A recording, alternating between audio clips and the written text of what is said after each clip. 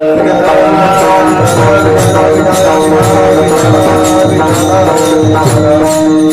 मग बाबांनो ते नामदेवरायांचं हे काही मुक्ताईला पटलं नाही. सगळेजण मुक्ताला म्हटली त्याच्या पाया पड, पण मुक्ता म्हटली नाही. अखंड जयाला देवाचा शेजार, ज्याला अखंड देवाचा शेजार आहे तरी पण त्याला काय नाही. बाबांनो मग मुक्ताईनं काय केलं, गोरोबा काकांना सांगितलं आणि सगळ्यांचं काय केलं, तपासणी केली, परीक्षा केली. कशानं? थापटण्यानं सगळ्यांची परीक्षा केली. आणि शेवटी वेळ नामदेवरायांची आली. नामदेवरायांच्या डोक्यामध्ये थापटणं घातलं आणि नामदेवराय जोरात ओरडले पळून निघाले. तेव्हा नामदेवरायांना उपमा अशी लाभली निगोऱ्या म्हणून. निगोऱ्या म्हणजे बिना गुरुचा. मग असं झालं, नामदेवराय पळत देवाकडे गेले आणि देवाला म्हटले, देवा एवढ्या करता पाठवलं होतं का रे, माझा किती मोठा अपमान केला. नामा अरे झालं तरी काय, अरे त्यांनी मला देवा कच्चं मडकं ठरवलं. म्हटले कच्चं मडकं तुला? हो देवा मला कच्चं मडकं ठरवलं. अरे नामा अजून तू कच्चाच. असं जेव्हा देव म्हणाला ना तेव्हा नामदेवराय म्हटले, देवा अरे तुझ्या सानिध्यात राहतो, माझ्या घरचं तू खातो, अरे जरा खाल्ल्याला तरी जाग, मला तू कच्चं म्हणतोस. असं कोण म्हणतो? नामदेवराय देवाला म्हणतात. एवढा अधिकार नामदेवरायांचा होता. नाही रे नामा तुम्हाला ओळखतच नाही, तू ज्या मला रूपानं पाहतो ते माझं सगुण रूप आहे, पण माझं खरं रूप आहे ते निर्गुण निराकार आहे, ते चराचरामध्ये सामावलेलं आहे. आणि त्या रूपाला तेव्हा तू जाणशील तेव्हा तुला खरं त्याच्याकरता तुला औंध्या नागनाथाला जाणं गरजेचं आहे. मग नामदेवरायांना औंध्या नागनाथाला पाठवलं. विसोबा खेचरांनी त्या ठिकाणी काय केलं, त्यांच्यावर जी काही कृपा केली आणि त्या कृपेचं फळ त्या ठिकाणी नामदेवरायांना प्राप्त झालं. याचं उदाहरण सांगत असताना नामदेवराय भगवान बार्शीमध्ये आले.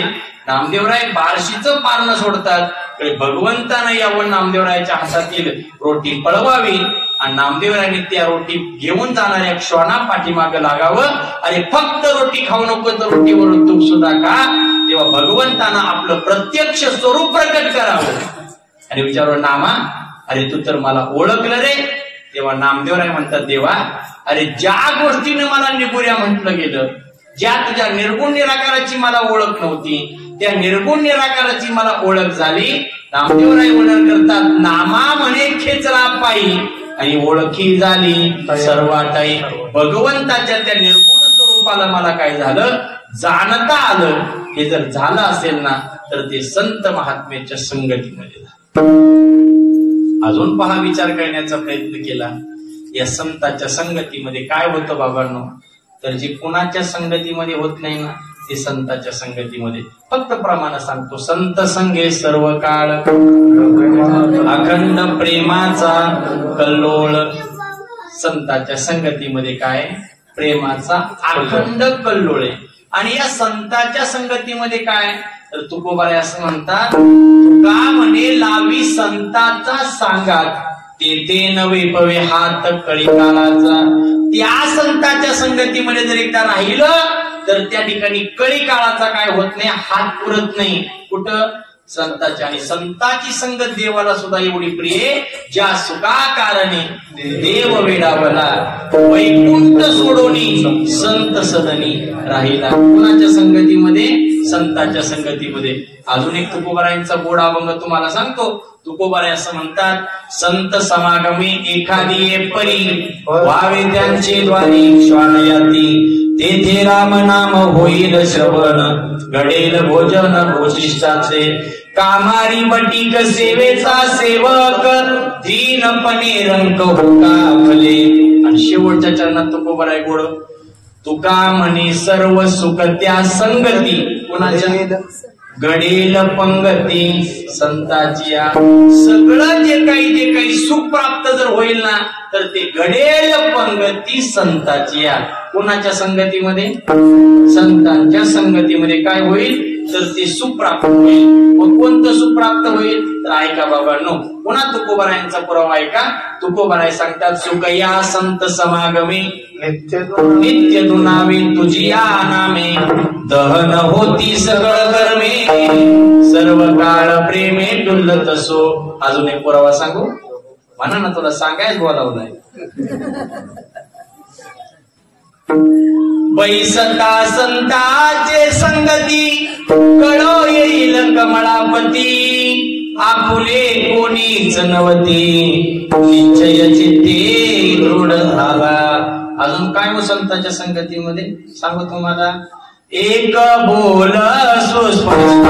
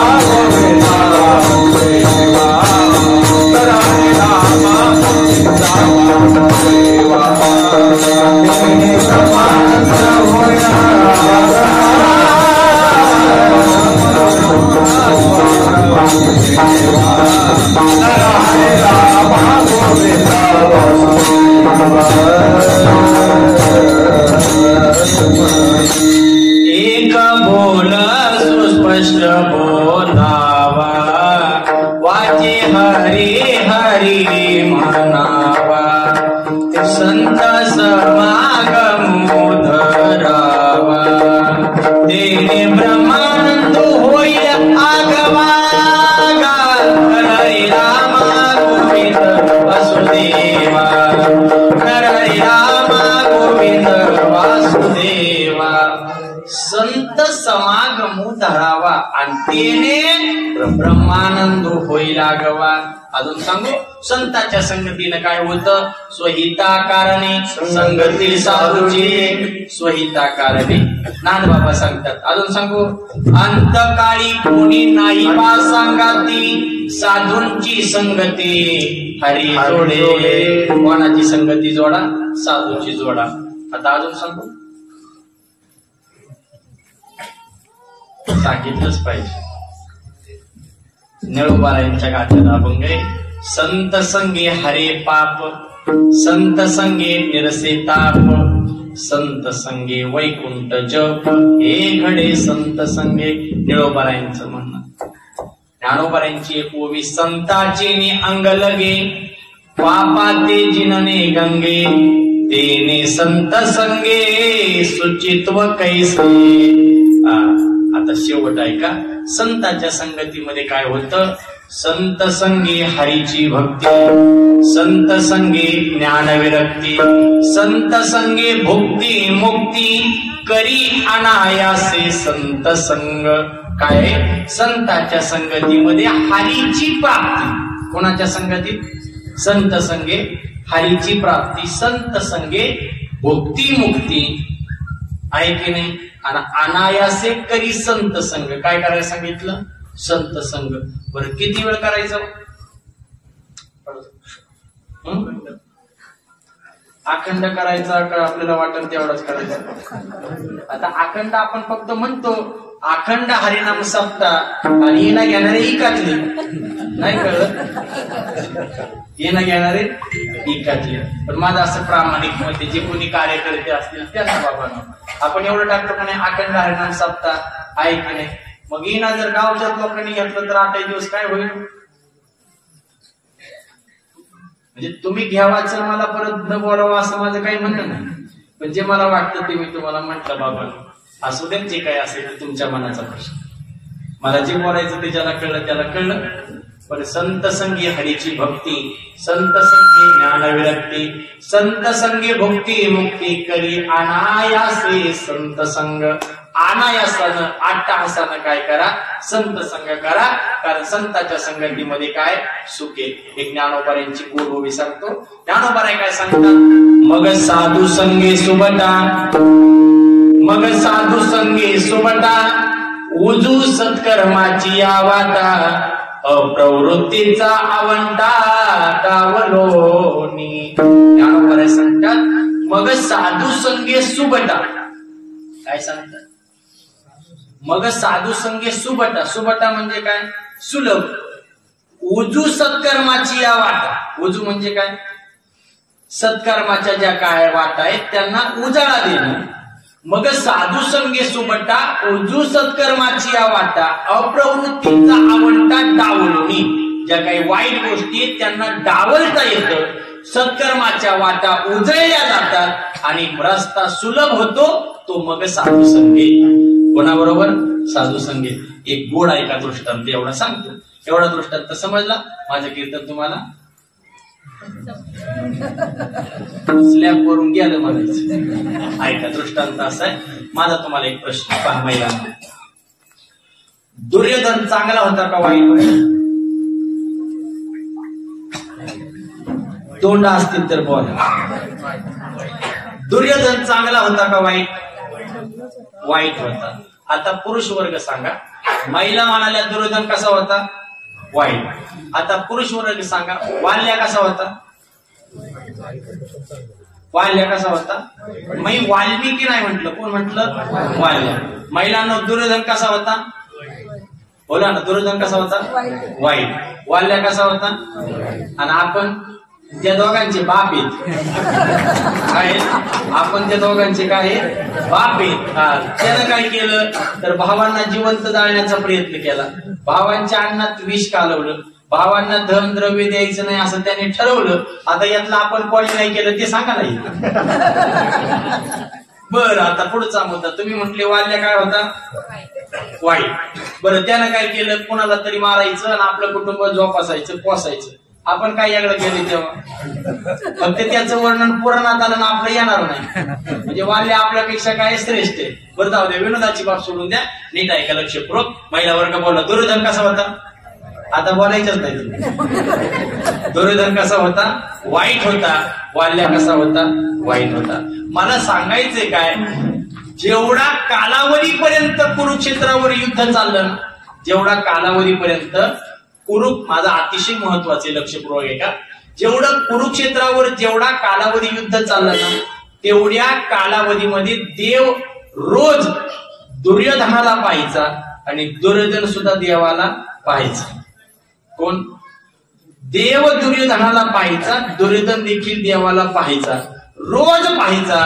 पण दुर्योधनावर देवाचा काडी मात्र परिणाम झाला नाही. काय म्हटलं?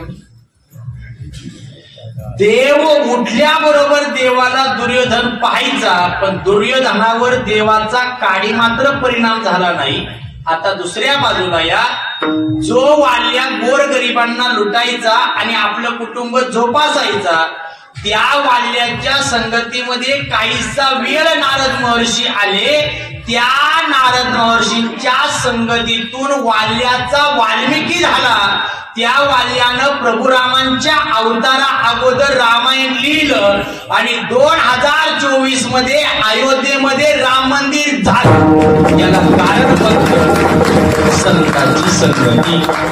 काय बाबांनो, याला कारण काय? संतांची संगती. हे सगळं जे काही सुख प्राप्त होत असेल ना, तर ते संतांच्या संगतीमध्ये होतं. म्हणून नामदेवराय म्हणतात, संत संगतीचे काय सांगू सुख, आपणा पारिके नाही देते. एकदा मोठ्या प्रेमानं हात उंच करा, भजन करा आणि मग पुढे सांगतो विठोबा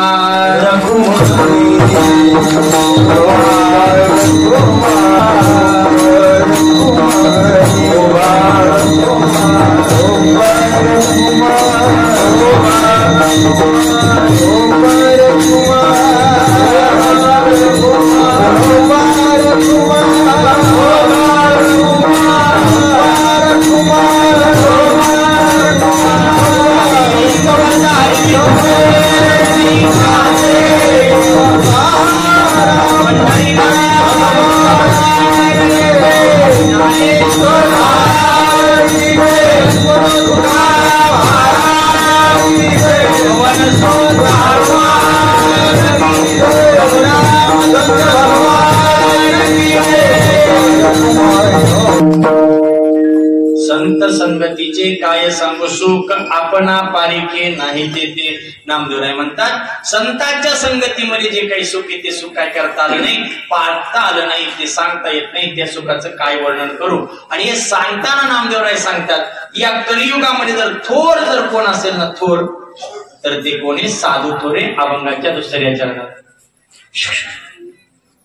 साधू थोर जाना, साधू थोर जाना, साधू थोर जाना, साधू थोर जाना, साधू थोर जाना, साधू थोर जाना, साधू थोर जाना, साधू थोर जाना,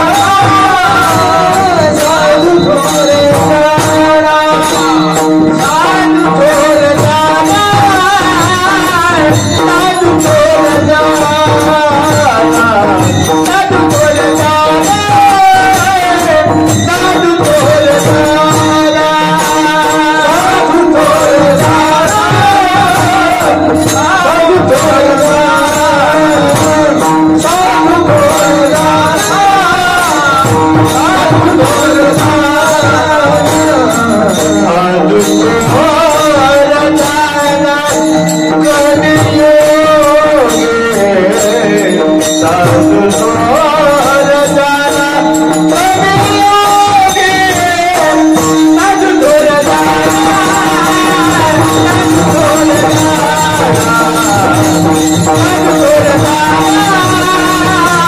साधु थोर जाना, साधु थोर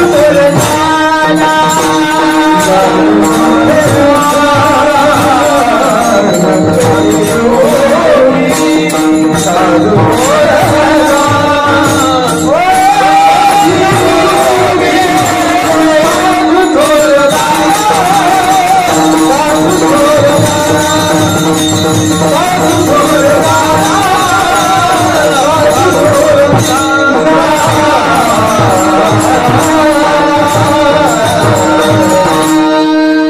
साधु थोर साधू थोर जाना, साधू थोर जाना, साधू थोर जाना कलियुगी.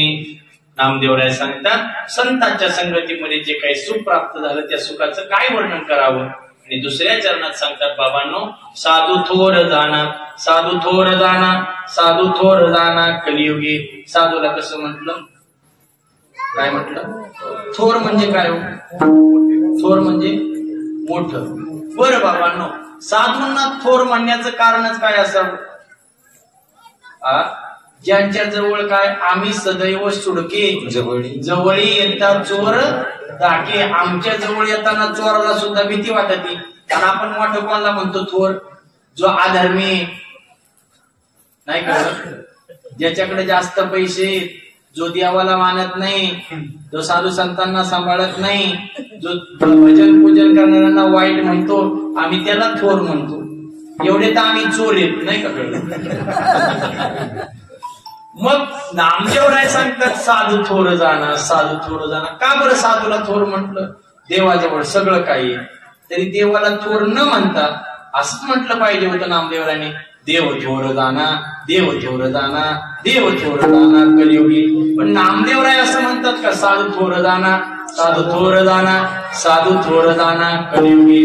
मग असं साधूचं काय मोठे पण नामदेवरायांना जाणता आलं. तेव्हा नामदेवराय म्हणतात साधू थोर जाना, साधू थोर जाना. एक सांगू बाबांनो, साधूचं थोरपण का असावं, त्याचं कारण असेल, देव अवताराला येताना शस्त्र घेऊन येतो. काय येतो, शस्त्र. आणि साधू अवताराला येताना शास्त्र घेऊन येतो. घेऊन या चक्र गदान हाची धंदा करीतो. देव जर एखाद्याचा जर उद्धार करायचा असेल ना, तर त्याचा काय करतो, वध करतो. करोनी रावणाचा वध, रावणाचा काय केला, वध. आणि मग रावणाचा उद्धार केला. आणि महत्वाचा विचार, संत अवतार येताना शास्त्र घेऊन येतात. आणि शास्त्र आणलं का बाबांनो, तुका म्हणे खळ आणि करुणी समयी निर्मळ. त्यांना काय करतात, निर्मळ करतात. म्हणजे देव काय करतो, मारतो आणि मग उद्धार करतो. संत न मारता काय करतात, उद्धार करतात. मग कोण थोर, साधू थोर. हा एक मुद्दा झाला. दुसरा मुद्दा असा आहे बाबांनो, देव काय करतो, देव भक्ताला पायाजवळ घेतो. काय करतो, भक्ता राखी दुर्जनासी. म्हणजे देवाचा अवतार कोणा करताय, भक्ता करता. बरोबर, भक्ता करता का शास्त्र असं सांगतं, देवाचा अवतार एकतर सज्जना करता किंवा दुर्जना करता. तुम्ही ऐकताय ना, माझा प्रश्न असा आहे, भक्त प्रल्हाद सज्जन होता का दुर्जन होता? आणि हिरण्यकश्यपू म्हणजे एकतर देवाचा अवतार सज्जना करता किंवा दुर्जना करता. आपण कोणी सज्जन का दुर्जन? कोण म्हटलं सज्जन? ज्याला त्याला माहिती ना आपल्या अंगात काय गुण आहे आणि म्हणजे आपल्याला माहिती आपल्यात काय, म्हणजे आपण सज्जन सुद्धा बोला ना सज्जन नाही. बरं दुर्जन म्हणू तर कीर्तनाला बसलोय, तुम्ही ऐकताय ना. हा म्हणजे देवाचा अवतार एकतर सज्जना करता किंवा दुर्जना करतात, पण संतांचा अवतार जे सज्जनही नाही आणि जे दुर्जनही नाही म्हणजे आपण सगळे राहिलेल्या करता. कोणाचा अवतार आहे? संतांचा अवतार आहे. बाबा अजून थोडा जर विचार केला तर देव काय करतो बाबांनो? देवाचं असं गणित ते, देव जो जवळ येतो त्याला जवळ करतो, जो जवळ येतो त्याला जवळ करतो. देव कोणालाही जवळ करायला मोकळा नाही. घेशी तेव्हा देशी आयसा हा देवाचा असं गणित आहे. पण संत महात्म्याजवळ कुणीही जा बाबांनो, काय करा, चांगला जा अथवा वाईट जा, त्याचं संत काय करतात? चांगलं करतात. अजून एक सोपं सांगू बाबांनो, देव फक्त एकट्याच हित करतो. कोणाचं? एकट्याचं. एवढा दृष्टांत सांगतो आणि पास करतो. एवढं सांगितलं म्हणजे बस झालं. तुम्हाला पचलं पाहिजे ना. लापशी पचती, शिरा पचल, गारपीट न झाल्यावर ते सुद्धा पैसे पाचा द्या. आता 2-4 महिने ते सुद्धा तुम्ही तुमच्या तोंडाने बोलले एवढं बरं झालं, नाही तर माझ्या वाला असतं विठाला विठाला.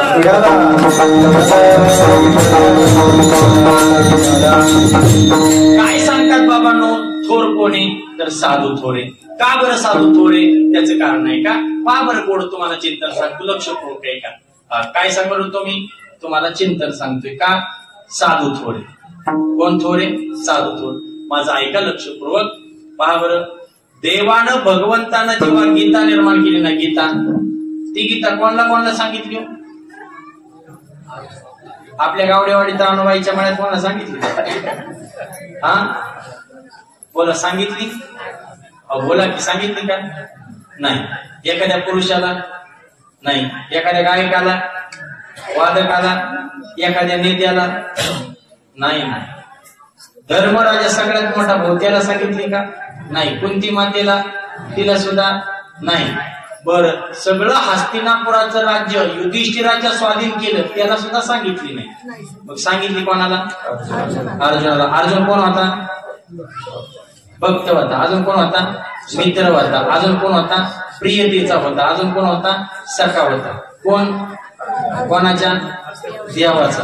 आत्याचा मुलगा आमचा राहिला, पण आधी काय होता तर जवळचा होता, स्नेही होता, सखा होता, सोबती होता, आणि सर्वात महत्वाचा तो विचारणारा होता म्हणून देव सांगणारा होता. आपण विचारलं कोणाला आजचा अर्थ आम्हाला कळाला नाही, कळालं असं विचारलं कधी नाही. मला सांगायचंय काय, देवाना गीता सांगितली ती फक्त आणि फक्त कोणाला? एकट्या अर्जुनाला. कोणाला? बरं अर्जुन कसा होता सांगा बरं? या पोरांना सांगा उद्या काहीतरी, तेवढं करा उद्याचे दिवस. तर अर्जुन कसा होता तर संन्यास घ्यायला गेला आणि देवाची बहीण बायको म्हणून करून आला. तुम्ही ऐकताय ना? तुम्ही म्हणतो ना आतापर्यंत चांगला होता. संन्यास घ्यायला गेला, देवाची बहीण बायको करून घेऊन आला. अशा एकट्या दुकट्या अर्जुनाला भगवंतानं गीता सांगितली. काय केली? कुणाला? अर्जुनाला भगवंतानं एकट्याला काय सांगितली?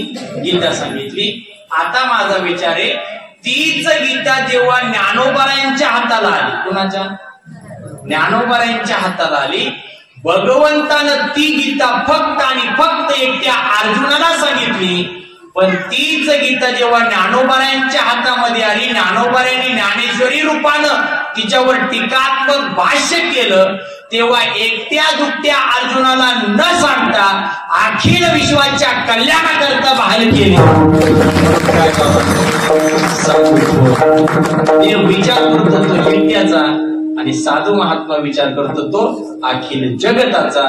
म्हणून साधू तोर जाना, साधू तोर जाना,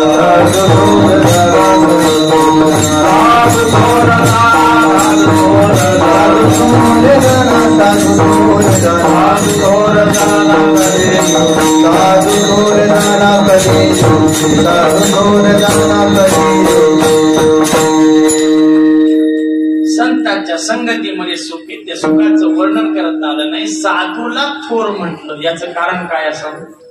याचं कारण असे बाबांनो, साधू असा एकमेव आहे, अखिल जगताच्या कल्याणाचा विचार करतो, देव फक्त एकट्याचा विचार करतो. तिसऱ्या चरणामध्ये नामदेवराव काय म्हणतात?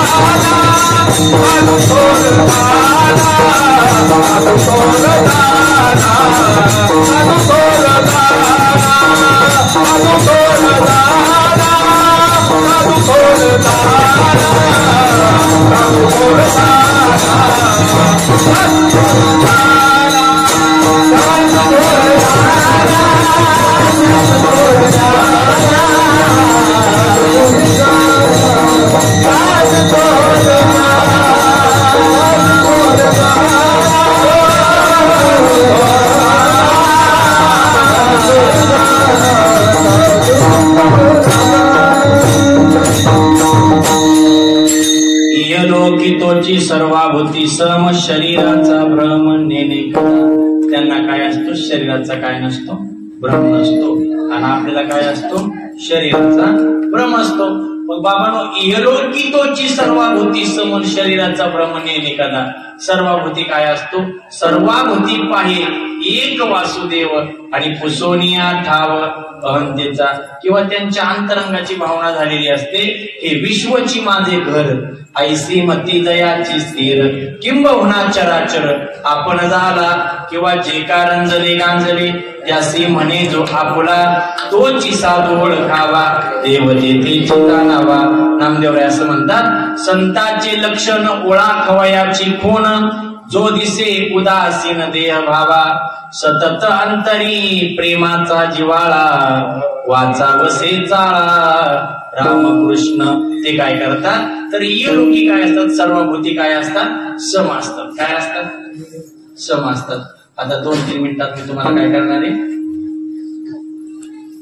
मोकळं करणार. तसे कधी बांधलेले तेच कळालं नाही. पण ऐकताय तुम्ही सर्वजण? इहलोकितोची सर्वभूती सम आणि शरीराचा भ्रम नेणे कदा. त्यांना शरीराचा काय नसतो? भ्रम नसतो. एक साधू महात्मा तपश्चर्येला बसले होते आणि एक कसाब एका गायीच्या पाठीमागे लागला. आणि कसाब गायीच्या पाठीमागे लागला. ती गायी या बोळातून त्या बोळातून त्या गल्लीतून इकडे जात होती आणि पुढे गेल्यानंतर त्या साधू महात्म्याच्या आजूबाजूवरून गेली असेल. तो कसाब त्या साधू महात्म्याजवळ आला आणि म्हणाला, का हो तुम्ही गाय पाहिली का? तर साधू महात्म्याला जर सांगावं साधू वाटलं तर सांगावं गायी इथून गेली, तर गायीची हत्या केल्याचं पाप आपल्यावर येईल. आणि नाही सांगावं तर खोटं बोलण्याचं पाप येईल. मग आता काय करावं? जर मी जर असं विचारलं, तुम्हाला घरी मारतात का, तुम्ही काय सांगाल? हा सांगाल. मग आबरू जाईल. आणि नाही सांगावं तर खोटं बोलले असं होते की नाही? तर महत्वाचा विचार असा आहे. तर विचारलं साधू महात्म्याला, इथून गाय गेली का?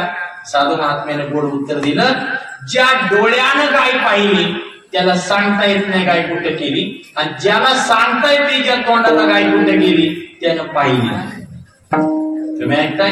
इहलोकितोची सर्वभूती सम आणि शरीराचा भ्रम नेहमी एखादा सर्वांना काय करतो तर आपल्या स्वरूपाशी करतो. तुकोबाराय असं म्हणतात, अवघी भूती साम्य आली ती मी काही देखील डोळा, असं तुकोबाराय म्हणतात. आणि हे सगळं सांगत असताना नामदेवराय अभंगाच्या शेवटच्या चरणात गाय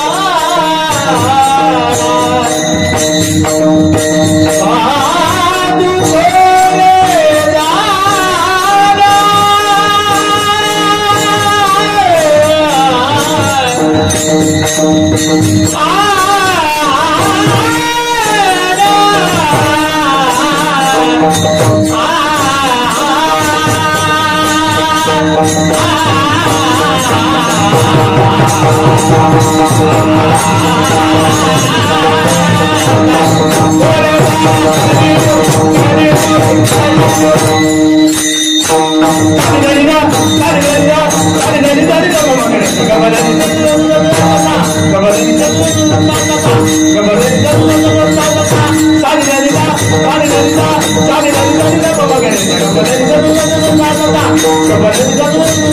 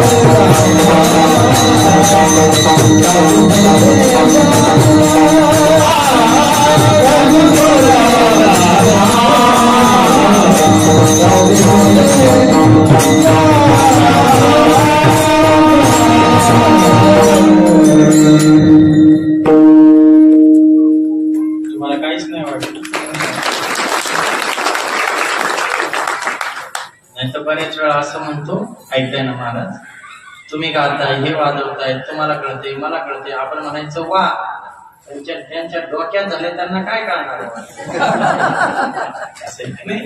नामदेव महाराज म्हणतात, नामा म्हणे गाय सरी साधू निरंतर वर्त तैसा.